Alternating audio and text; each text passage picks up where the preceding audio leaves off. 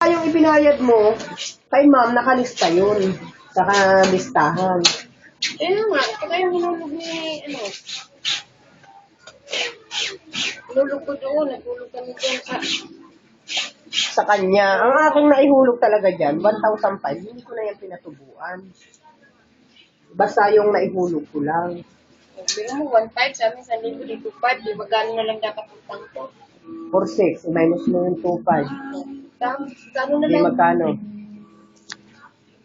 Ito, 1 na nga lang. Oh, di bigyan mo ako ng 300. At bahala kayo magtuos doon kung ayaw nilang intindihin. Kasi yan, iniasa yan sa akin. Wag lang nila mamayanusan ng aking savings dyan. Ni sir, ako pa ang aanuhin niya na walang resibo. Kung masingil man lahat yan, hindi naman, at nabayaran, hindi naman nanluluko eh. At ako kausap nila sir at 5 pesos. Naintindihin yan.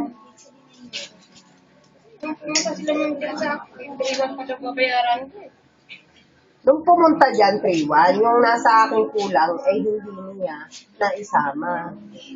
Aywan ko sa kay Lini. Dahil yan si Lini, yan ay nagawa na ni Lini na mandaya yan sa amin isa. Yung yung savings, nagbabayad kami ng savings na isa-100, hindi niya dinidida. Kaya sabi namin, ipirma yan ng ayos. Ang para sa akin yan, kulang pa ng 300.